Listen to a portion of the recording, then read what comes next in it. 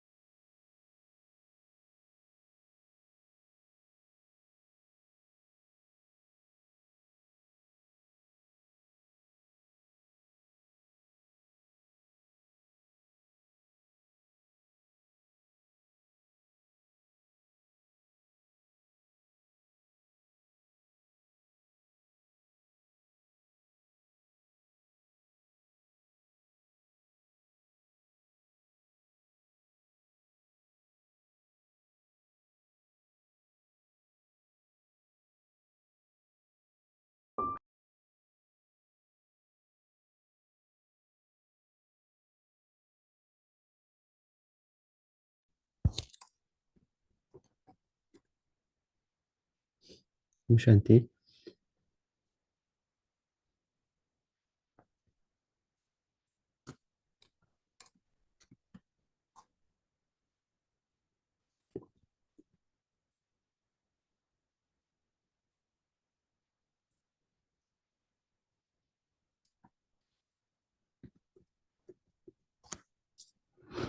तो आप आशा सब जन ने आपने सोचा होगा, तभी आप सभी एक शॉर्ट में शेयर करें। शॉर्ट में माना 1 मिनट में है, 1 मिनट है उससे भीतर में, कि ऐसी क्या चीज थी जो देखकर हम बाबा के बने। तो वन बाय वन हम शेयर करेंगे। आपको इसमें स्टोरी में जाने की आवश्यकता नहीं है। जैसे हम कभी कभी अपना स्टोरी बताते हैं ना, हम ज्ञान में कैसे आए, किसने लाया, तो उतना विस्तार में नहीं जाना है। बस केवल एक शॉर्ट में बताना है कि बाबा के घर पे ऐसी क्या चीज थी जो हमें अट्रैक्ट की। तो देखते हैं सभी के क्या क्या आंसर्स आते हैं। तो आप हैंड रेज कर सकते हैं जिनको उत्तर देना है।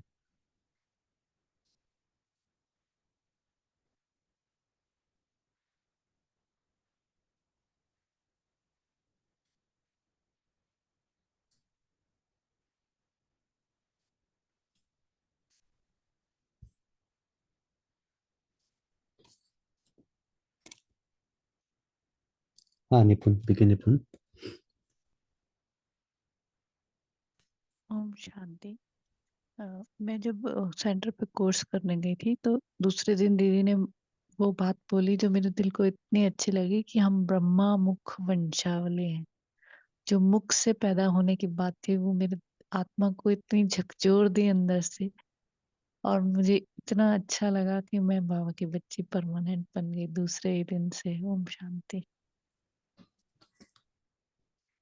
ओके, तो बाबा का जो ब्रह्मामुख वंशावली, वो जो ज्ञान की पॉइंट थी आपको प्रेरित की बाबा का बच्चा हमेशा बनने के लिए, राइट? जी भाई जी। जी। गौरव भाई।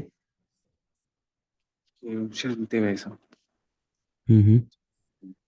मैं जब पहले दिन सेंटर पे गया तो मेरे को दीदी ने बोला आप बहुत भाग्यशाली आत्मा हो। मतलब उन्होंने बोला इतनी यंग एज में अगर आप सेंटर पे आए हो, ये कोई साधारण बात नहीं है। तो आपका कोई विशेष भाग्य है। फिर मुझे ज़्यादा तो याद नहीं क्योंकि मुझे कोर्स भी बहुत ज़्यादा समझ नहीं आया था, मैं क्योंकि वीकेंड्स पे करता था। तो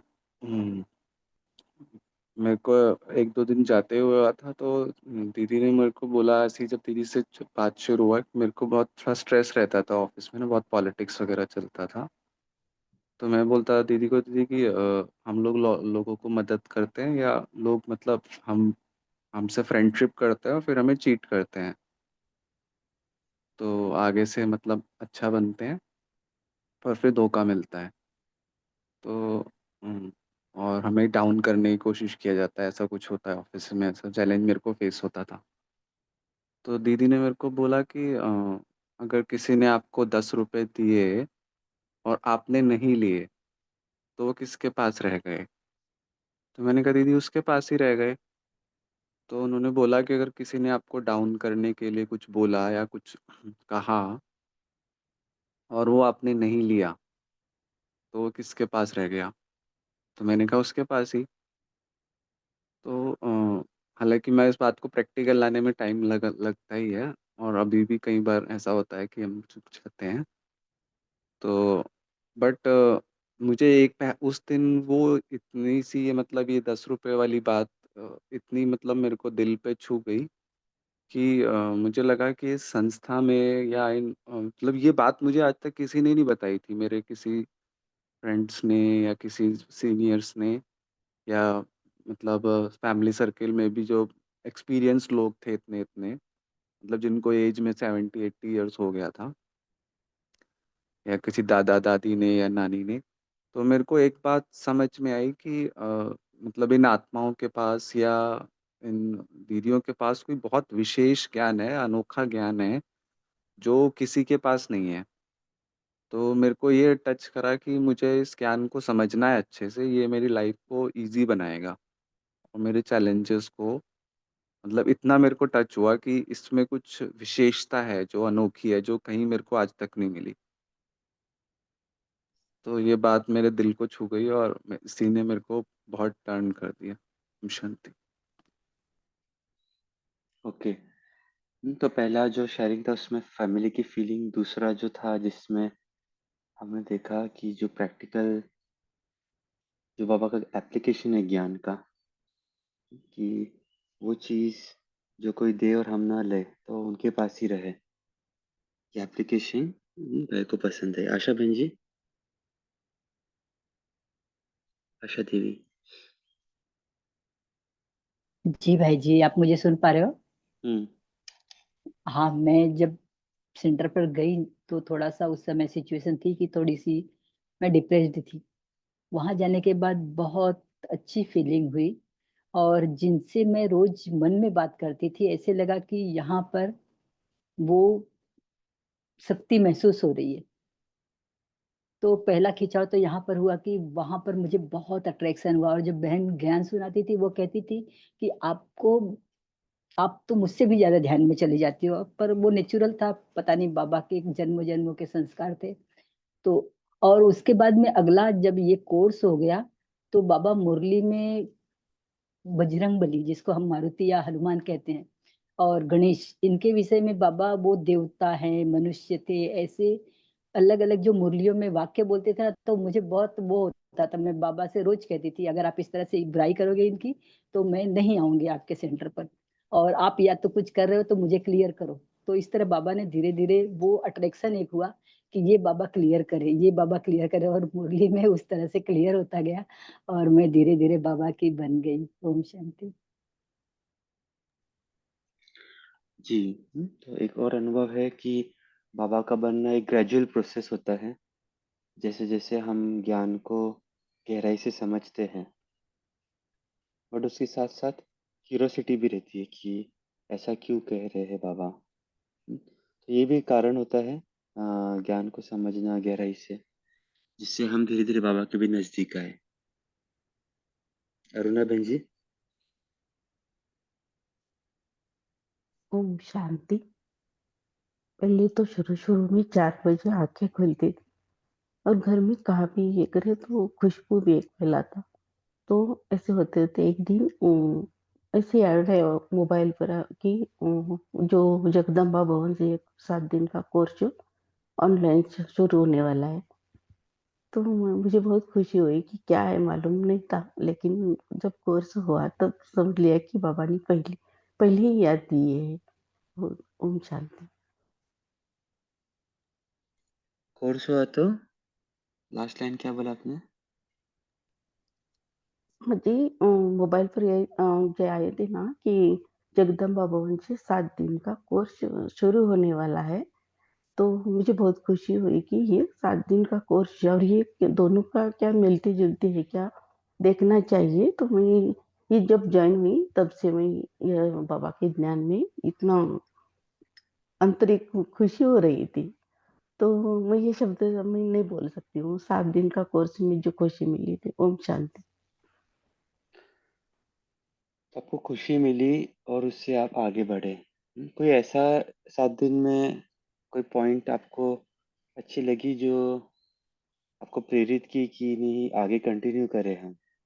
भले ऑनलाइन कोर्स हो, कि ऐसे तो बहुत सारे संस्थाएँ होते हैं जो कोर्सेज़ रखते हैं। पता नहीं आपने अटेंड किए या नहीं किए होंगे।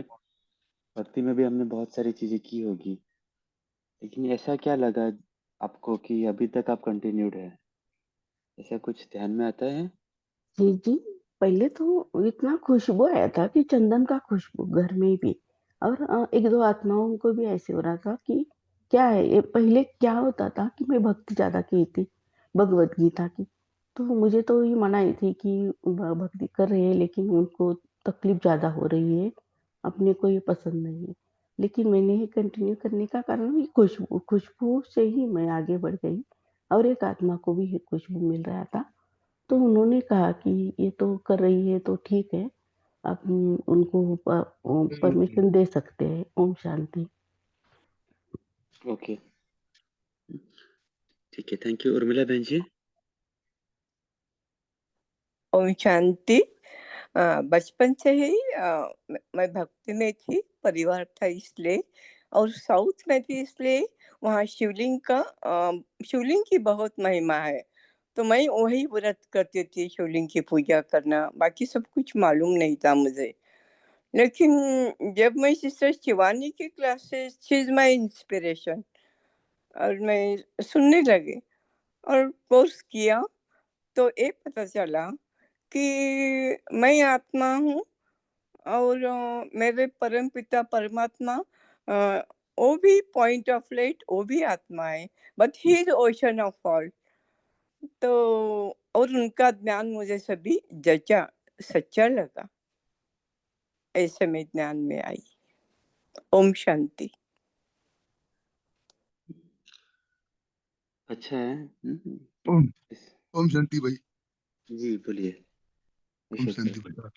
जब अज्ञान काल में हमारे गुरु ने हमको दीक्षा दी थी, और दीक्षा देते समय उन्होंने शिवलिंग हमको दिया था हाथ में, और उन्होंने बताया था कि शिवलिंग की हर रोज पानी ऐसा अभिषेक करके पूजा करना, और वो तीर्थ लेना और पूजा करना और गले में डाल देना। ओके, तो हमने हम वो करते थे। तो और उन्होंने ये भी बताया कि बाबा ये करने के बाद विश्व में किसी भी तीर्थ लेने की आवश्यकता नहीं, किसी भी भगवान को ये तीर्थ यात्रा को जाने की आवश्यकता नहीं, सिर्फ शिव भगवान को अभिषेक करना है और ये करना है, पानी लेना है, ये तीर्थ लेना है, और बाकी किसी भी देवी देवता को जाने की जरूरत नहीं है। और सेम थिंग यहाँ भी यही हमारे राजयोग में सिखाया जाता है कि शिव भगवान को सिर्फ याद करना है, और बाकी देवी देवता तो तुम हो, तुम बन सकते हो। ये हमके बात बहुत अच्छी लगी कि हमारे वो हमें हमको जो अज्ञान काल में जो गुरु ने बताया था वो, और ये वो सिमिलर ये था। मैंने कहा ये हमको ये अच्छा लगा, और हमने ये हम बाबा के बन गए। ओम शांति। ओम शांति। थैंक्स अशोक भाई जी। नमिता बहन जी। ओम शांति भाई जी। मैंने तो पहले शिवानी सिस्टर का स्पीच सुना, तो उनका जो ब्रह्मा कुमारी के बाद जो मतलब बाबा के बाद जो भी जो स्पिरिचुअल ज्ञान देते हैं, तो उसको धीरे धीरे मुझे अच्छा लगा। तो मैंने ऐसे अंदर में ऐसे आया कि मैं सेंटर ढूंढा, कहाँ पर सेंटर है, गूगल में सेंटर ढूंढा। तो उसके बाद मैं सेंटर गई, तो उससे दीदी के साथ जब योगा, मुझे सेंटर में बहुत अच्छा लगा, शांति महसूस हुआ। तो मैं थोड़ा दूर था, फिर भी मैं कंटिन्यू किया। बच्चे ने बोला आप जा पाओगे, मैं बोला हाँ जाऊंगी। तो धीरे धीरे जाने से दीदी का जो प्यार और दीदी का जो स्पीच वो बहुत अच्छा लगा। तो मैं सेंटर चलने लगी। तो उसके बाद तो धीरे धीरे बाबा की तरफ, जैसे बाबा बोलते हैं ना, बाबा बच्चों को ढूंढते हैं, और बच्चे भी बाबा को, पहले बाबा को ढूंढ रहे थे भक्ति मार्ग में। तो मैंने सोचा सच्ची में हम ढूंढ रहे थे बाबा को, और बाबा इस संगम युग में हमको ढूंढ लिया। तो धीरे धीरे अच्छा लगा, मैं शांति महसूस हुआ, तो जीवन में बहुत कुछ परिवर्तन हुआ, तो अच्छा लगा। तो मैं कंटिन्यू करने लगी। ओम शांति। जी बहुत अच्छा। पीके रिमांशु जी ओम शांति। जी। श्री भाई जी, उस समय उम्र मेरी 19-20 साल रही होगी ना, तो वो बहुत कलह कलेश था। घर पे भी बहुत कलह कलेश करना, रात भर दोस्तों के साथ घूमना, उस प्रकार की सारी चीजें थी, बहुत मन अशांत था। तो एक बार टीवी में शिवानी बहन का देखा, तो चीजें बहुत लॉजिकल लगी उनकी, ये सब भक्ति भी नहीं बता रहे हैं वो चीजें। जैसे जैसे सुनता गया बहुत मन शांत होता गया। तो 1-2 साल रेगुलरली शिवानी बहन का सुना, और फिर कोर्स करने गया। तो जैसे ही कोर्स किया 2-3 महीने तो पूरा अलग ही थी दुनिया। जैसे ही दीदी ने फर्स्ट डे का कोर्स कराया था आश्रम में, तो वो सुबह 3:30-4 बजे ऐसे ही बाबा अनुभव कराते थे। फर्स्ट डे जैसे आत्मा का चैप्टर बाबा ने कराया, दीदी ने करवाया तो सेकेंड डे उसी रात में 3:30-4 बजे बाबा ने ऐसा अनुभव कराया कि मैं मच्छरदानी के अंदर लेटा हुआ हूँ, है ना, शरीर जो है मच्छरदानी के अंदर है और मैं आत्मा वॉल सीलिंग के पास हूँ, मीन्स डिटैच होके शरीर को देख रही हूँ इस प्रकार से। तो वो बहुत ही प्रैक्टिकल था। 2-3 महीने तो पता ही नहीं था दुनिया क्या है, सिर्फ बाबा बाबा बाबा बाबा, मीन्स ऐसा लग रहा था सच में ये जिस भक्ति में जिसको ढूंढते थे वो मिल गया।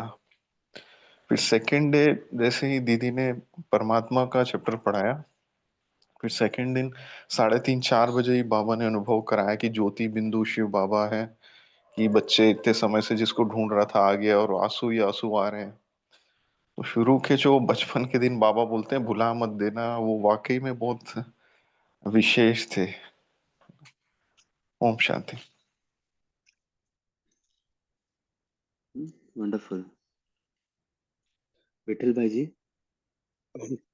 ओम शांति भाई जी। जी। मेरे को संदेश, शिव संदेश तो 1970 से मिला था, मगर मन नहीं मान रहा था। और एक बार अभी 2002 में लौकिक कार्य से मधुबन जाने को हुआ, मतलब मैं शांतिवन परिसर में हमको निवास मिला था, उधर 2-3 दिन रुकने को चांस मिला। तो शांतिवन परिसर पूरा नेट एंड क्लीन, वो देख के मेरे को दिल में हुआ कि ये चीज अलग है, इतना साफ सुथरा मनुष्य का काम नहीं है रखने को, ये कोई अलग अलौकिक शक्ति कर सकता है साफ सुथरा। तभी से वो वहां से पक्का करके आया कि लाइन में अपन को आगे बढ़ना है। तो इधर घर पे आके वडील को पूछा कि अभी ये दिल हो रहा है, तो पिताजी ने एक ही सेकंड में बोल दिया, वो करना तो वो करो, वो भी अच्छा है कि कुछ आत्मा का कल्याण हो वो करो आप। वो हिसाब से मेरे ज्ञान में आया। तो हम सुनते। बहुत अच्छा है। बाबा का घर देखकर भी कई जनों को इंस्पिरेशन आता है कि अरे इतना अच्छा है तो यहाँ पे लोग भी बहुत अच्छे होंगे। तो ये भी बहुत अच्छा है, बात है। और कोई रह जाते हैं जिनको शेयर करना है? ओम शांति भाई जी। हम जी। ज्ञान में तो बहुत देर से आए। हम पहले भक्ति मार्ग में थे। हम जानते थे पहले कि हर धर्म के लोग अपनी एक शक्ति मानते थे, लेकिन हम ये मानते थे कि ये परमात्मा ये शक्ति है। वो बाकी लोगों ने उनको अपने अपने रूप से उनका रूप बनाया, लेकिन हम जब थे जो ही मिलता था उनको हम पूजनीय मानते थे। 4 धाम करना, ये करना। हम भक्ति मार्ग में थे, जब भी हम माउंट आबू गए थे और वो आकाश देखा था। हम बचपन से दीदियों को देखते थे सफेद स्पष्ट में, तो हमें ऐसा लगता था ये बहुत पवित्र, उसको तेज पर मुख पर ही वो तेज दिखता था। लेकिन जब हम कोविड लग गया ना, सब हमारे भक्ति मार्ग सब बंद हो गए। फिर हमने जगदम्बा भवन में जब पहले ही सेक्शन चालू हुआ कोर्स का, जब हमने 7 दिन का कोर्स किया और हम रोज सुबह मुरली में जॉइन होने लगे, सुबह की मुरली, शाम की मुरली। और अब इतना हो गया कि ये सब भक्ति मार्ग छूट गया और बस एक बाबा का ही ये कर रहे हैं हम। ऐसे हम भक्ति मार्ग इसमें आ गए। ओम शांति में ब्रह्म कुमारी के तो हम रेगुलर अभी अमृत वेला, अपनी अव्यक्त मुरली, साकार मुरली, दोनों तीनों टाइम सब नुमा शामी वो सब कर रहे हैं अभी। तो हमें बहुत बाबा ही मेरा एक यही है। और इतना प्रेम दिया है कि जगदम्बा भवन के सब दीदियों ने कि हम ऑनलाइन पर थे तो भी हमें बहुत उनसे प्रेम रहता है, उनके तरफ की कब अब मुरली चालू होंगी ऐसा चल रहता है। जी, बहुत अच्छा। बहुत अपना जगदम्बा भवन बहुत ये सब दीदियाँ बहुत प्यार करते हैं सबसे, बच्चों से। ओम शांति। ओम शांति। अच्छा, थैंक यू। रिक्वेस्ट, हम जुड़े हैं कहाँ कहाँ से, कितनी खुशी होती है। तो जब ये वो कहाँ से बोल रहे हैं, कौन से स्टेशन, तो ज्यादा खुशी होगी। शांति। जी। मुझे बोल लिखे दीदी। हाँ, मैं पूना में हूँ, रहने वाले थे हम जलगांव जिले के, लेकिन सर्विस उधर थी, बच्चे पुणे में आ गए थे या ही सेटल हो गए।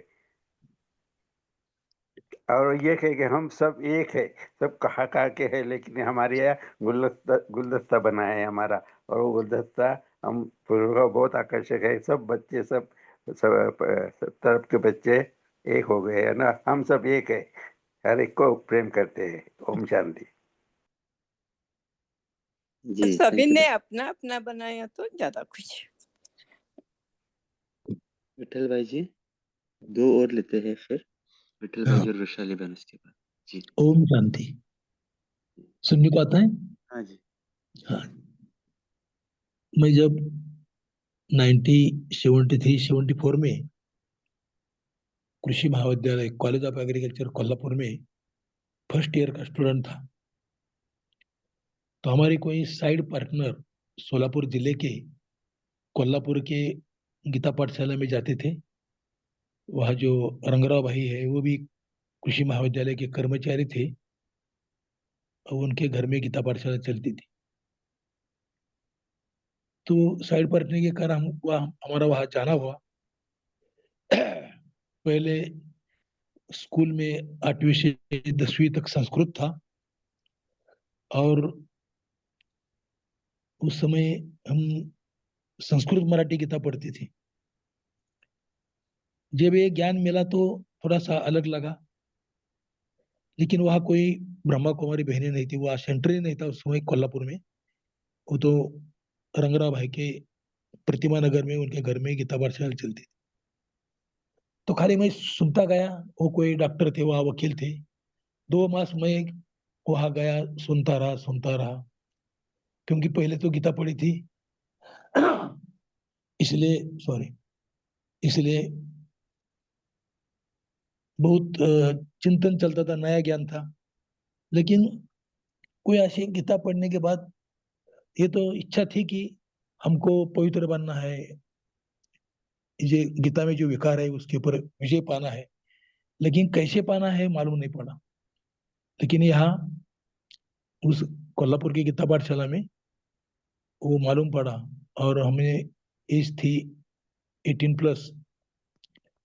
तो उस समय निर्णय लिया कि गीता का भगवान आया है, और ये ब्रह्मा बाबा के रथ पर आरूढ़ होके हम सब भारतवासियों का और विश्व को गीता ज्ञान दे रहा है, और अगर हम इनके ऊपर नहीं, श्रीमत पर नहीं चलेंगे तो कौन चलेंगे। फिर वहां से हम बाबा के बच्चे बन गए। कोल्हापुर में 2 मास ही थे। सेकंड ईयर में हमने कृषि महाविद्यालय पुणे में एडमिशन लिया, एक यूनिवर्सिटी थी। फिर वहां से हमको जानकी दादी तो 1973 में पुणे से चले गए थे विदेश में सेवा के लिए, और हमारा एग्रीकल्चर कॉलेज से नजदीक का क्वार्टर गेट सेंटर था।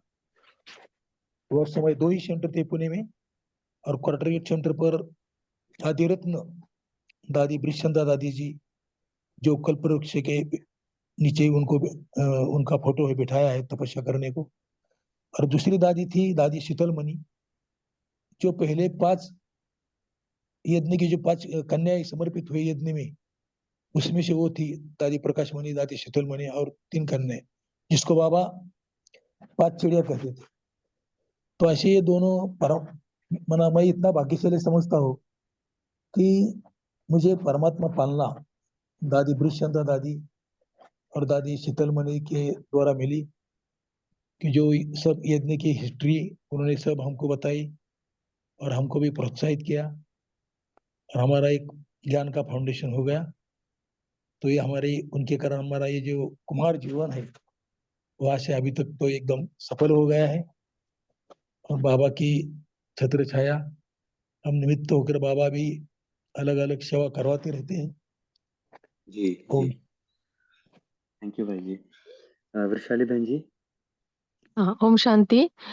मुझे ज्ञान में आने के लिए मेरी बेटी निमित्त बनी। वो मुझे 11 साल के बाद हुई। तो एक डॉक्टर ने मुझे बताया कि तुझे कोई भी डॉक्टर हेल्प नहीं कर सकता, तू आध्यात्मिक लेवल पे जाके चेक करना तू कहाँ पे अटक गई है। फिर मुझे कोल्हापुर के गायनेक डॉक्टर ने बताया कि तू ब्रह्मा कुमारी का ज्ञान सुन, तुझे समझ में आएगा। तू कहाँ पे अटकी है। तो फिर मैं awakening with Brahma Kumari series देखने लगी। शिवानी बहन का जब सुनती थी तब उन्होंने एक बोला कि भगवान हमारे साथ डायरेक्ट बात कर सकता है। तो ये पॉइंट मुझे बहुत टच हुई, क्योंकि मैंने बहुत सारे संस्था के मेडिटेशन कोर्सेस ये सब बहुत कुछ कुछ किया था। लेकिन ये जब ज्ञान सुनने लगी तो मुझे ऐसे लगा मैं लाइफ में जो ढूंढ रही थी वो फाइनली मुझे अब मिल गया है। और इसमें एक अच्छी बात ऐसे लगी कि मैं ये शरीर नहीं, मैं एक आत्मा हूँ। और जो शिव परमात्मा है ना, वो आत्माओं का पिता है। तो उनके साथ अगर बात करनी है ना तो हमें सोल कॉन्शियस बनना पड़ेगा, क्योंकि वो देहधारी का पिता ही नहीं है। तो ये पॉइंट मुझे बहुत अच्छी लगी। और जब पहले तो मैं टीवी पे सुनती थी, फिर मीरा सोसाइटी सेंटर जाने लगी। तो प्रफुल्ल भाई ने मुझे बहुत अच्छा गाइड किया।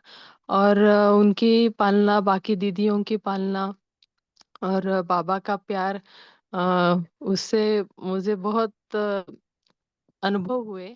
और मैं रोज मीरा सोसाइटी सेंटर जाती हूँ और बाबा का बच्चा बन गई। ओम शांति। जी, सृष्टि बहन जी, सावित्री बहन सर। जी, सभी को ओम शांति। तो मुझे आत्मा का, मैं स्वप्न के माध्यम से बाबा मुझे आते दिखते थे, ब्रह्मा बाबा जी। तो वो कहते कि तुझे अब इस मिशन को, क्योंकि मैं गायत्री परिवार से काफी सालों से जुड़ी थी और गायत्री माला बहुत करती थी। तो एक बारी मुझे आत्मा का मतलब ऐसी अव्यक्त स्थिति बन गई थी कि कोई चीज गुम है, वो मुझे प्राप्ति नहीं हो रही थी। तो कुछ समय पहले हमारे घर में भाई आए थे युगल को जोड़ने के लिए। मैं एचपी हिमाचल शिमला से बात कर रही हूँ, मैं आत्मा। तो यहाँ पर कुछ ऐसी स्थिति बन गई थी, मुझे वो प्राप्ति नहीं हो रही थी। प्राप्ति के लिए मुझे बाबा बहुत अनुभव देते थे, बहुत पीछा स्वप्न में मुझे बहुत पीछा करते थे। लेकिन एक बार ऐसे हुआ कि युग शिल्पी 71 महीने के लिए शांति कुंज हरिद्वार में मुझे मतलब मेरा एक शिविर था। तो शिविर अटेंड के बाद जब लास्ट में उसकी सेरेमनी, मतलब लास्ट में हम थोड़ा सा अपना जो हम सीखते वो हम मंच पे बताते हैं। तो उसके पहले दिन ही बाबा, जैसे गुरुदेव ने मुझे पीठ देना शुरू कर दिया। मैं जैसे मेडिटेशन करी, तो मेडिटेशन करते करते मैंने बोला गुरुदेव मुझे रास्ता दो, मुझे भी पराबानी मतलब अंता भाग शरीर और कुछ ऐसे अनुभव, मतलब लगता था वो क्या होता है, मुझे भी तपस्या करनी है। और गुरुदेव आए, मेडिटेशन करते करते मेरी आत्मा मतलब ऐसे मुझे एक लिंक जुड़ा, वो आए, उन्होंने मेरे सिर पे हाथ रखा और स्वप्न में रात को ब्रह्मा बाबा गुरुदेव आ गए और गुरुदेव ने मुझे पीठ कर दी। मतलब अब जैसे एक उन्होंने मुझे, मैंने बोला गुरुदेव आप पीठ क्यों कर रहे हैं मेरी ओर। वहां पे जो बाबा का ये लाइट वाला जो 2 फल रखे थे, 2 फल में से गुरुदेव ने ऐसे मारा उस फल को और वो फल नीचे गिर गया और उसमें से कंकर और हीरे निकले। वहां से एक गायत्री जो वहां पे एक मूर्ति थी, वहां से ब्रह्मा बाबा साथ खड़े थे। बाबा ने बोला देखना मैं पक्की पकाई आत्मा दे रहा हूँ बोलते, और ये मैं आपके हवाले इस आत्मा को कर रहा हूँ। गुरुदेव ने बोला, क्योंकि आत्मा का मुझे सुना था लेकिन ये नहीं पता था कि आत्मा रहती क्या है। लेकिन आत्मा का पहला लेसन हमारा गुरुदेव का आत्मा के बारे, मैं कौन के बारे में था। तो एक हंस आया, उसने वो हीरे मोती चुगने शुरू कर दिए। फिर दूसरे दिन मेडिटेशन होता था वहां पे भी। तो सज्जल श्रद्धा और प्रखर प्रज्ञा 2 यादगारें वहां बनी हुई थी। जैसे मैं वहां बैठी, उसके बाद मेरी आत्मा और बाबा से जुड़ी। बाबा ने बोला उठ चल, अब तेरा यहाँ का रास्ता खत्म हो गया है। उसके बाद थोड़ा सा मेरा केदारनाथ बद्रीनाथ का था। मैंने बोला गुरुदेव मैं आपको ढूंढ के रखूंगी, निकल गए, कुछ भी अच्छा नहीं लगा, कुछ भी। तो जो हमारे घर में जो भाई आए थे उन्होंने पंपलेट दिए थे, उसमें क्या था, उन्होंने गीता पाठशाला का नाम लिखा था, एक एड्रेस दिया था और उसमें अपना फोन नंबर। तो जैसे ही हमारे ब्रदर के, जैसे ये भागवत में देवी भागवत बैठना था, मुझे नहीं अच्छा लग रहा था, मैं एकदम वहां से आई, मैंने फोन किया मुझे आज ही आना है। बस आने के बाद जैसे ही गीता पाठशाला में कदम रखा, उन्होंने बोला 5000 वर्ष पहले आप यहाँ आए थे। और उन्होंने थोड़ा सा मेडिटेशन में एक सॉन्ग लगाया, बस वहां पे स्थिति बन चुकी थी। उसके बाद जो सेवाएं सब कुछ, फिर उसके बाद थोड़ा सा पाठ बाबा ने बोला, मतलब दिखते थे स्वप्न में कि तुझे 6-7 साल घर से बाहर रहना है। तो मुझे समझ नहीं आ रहा था मैं घर से बाहर कैसे रह सकती हूँ। बोलते तेरी तपस्या मतलब तब पूरी होगी। तो मुझे बहुत मौका मिल रहा क्योंकि बेटी भी आध्यात्मिक थी। तो उसके बाद मैं पूना रह के आई, अमृतसर, बॉम्बे। तो उसको CISM में थी। तो उसके साथ मुझे ऐसे रहना शुरू हुआ क्योंकि उसको भोजन क्योंकि हम भोजन पहले से ही बहुत शुद्ध करते थे, हम लहसुन प्याज नहीं लेते थे। बस वो स्थिति बनने के बाद जब हम अमृतसर से पूना आए, भाई साहब हम उधर भी आए जगदम्बा भवन में जब सिस्टर शिवानी थे अभी 2-3 साल पहले। तो मैं लोग गाँव पूना से दीदी से मुझे बहुत मतलब प्रेरणाएँ भी मिली और दीदी से हम बहुत जुड़े हुए थे, क्योंकि वो एयरपोर्ट में जॉब करते थे। उसके बाद उसका भी पार्ट वहाँ से मतलब शुरू हुआ और आज वो ब्रह्मा कुमारी बन चुकी है, बेटी भी। और साथ में मेरा भी पार्ट उसी के साथ है। अब वो सोलन इधर कभी भी आ सकते हो। सोलन में सुनंदा बहन भी आए थे, जब राजू भाई आए थे, 2 ढाई साल पहले। तो मेरा पार्ट था मतलब बहुत जी। अच्छी सेवाएँ चल रही, बहुत ही अच्छा जिसका मैं मतलब एक अपनी वाणी से व्यक्त नहीं कर सकती। आत्मा का ज्ञान मिलने के बाद स्थिति बहुत अच्छी है और उस दिन से जो सेवाएँ शुरू हुई वो अभी तक रेगुलर सेवाएँ शुरू है। ओम शांति। ओम शांति। तो बहुत अच्छा है। एक शॉर्ट में हम अपना बता देते 30 सेकंड में कि हमारा भी जब 7 डेज कोर्स हुआ तो बाबा की जो 2-3 पॉइंट्स थी, जैसे परमात्मा सर्वव्यापी नहीं है, गीता का भगवान आदि, ये कभी सुना नहीं था। तो ये चीज़ें भी हमें प्रेरित की ज्ञान को और जानने के लिए। लेकिन तभी हम कॉलेज में थे 11th स्टैंडर्ड में, इतना कंटिन्यू नहीं कर पाए। तो एक तो ज्ञान आधार बना और दूसरा जो है वो ईश्वरीय पालना, जो उनके जो मेन दीदी थे सुनंदा बहन जी, सॉरी सुंदरी बहन जी, उस टाइम पर उन्होंने बहुत पालना दी। और एक संगठन हमारा था, तो उससे भी पालना की वासना होती थी। तो वो चीज़ें फिर और अट्रैक्ट की आगे बढ़ने में, और फिर आगे तो बाबा के बन गए। तो सभी ने बहुत अच्छा शेयर किया। अभी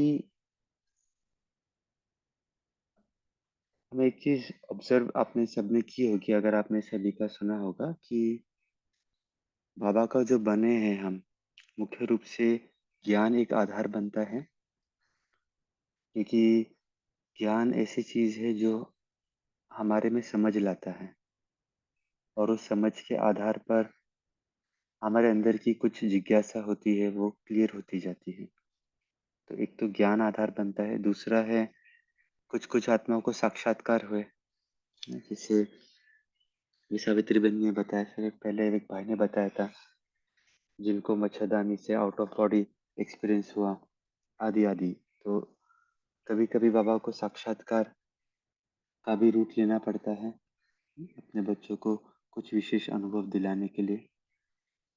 कुछ आत्माओं को ईश्वरीय पालना या ईश्वरीय परिवार, जैसे एक जन ने बताया था मधुबन, उन्हें बहुत अच्छा लगा, साफ सुथरा वातावरण, वहाँ के लोग, या फिर किसी को बहनों द्वारा स्नेहपूर्वक निमंत्रण देना, पालना देना।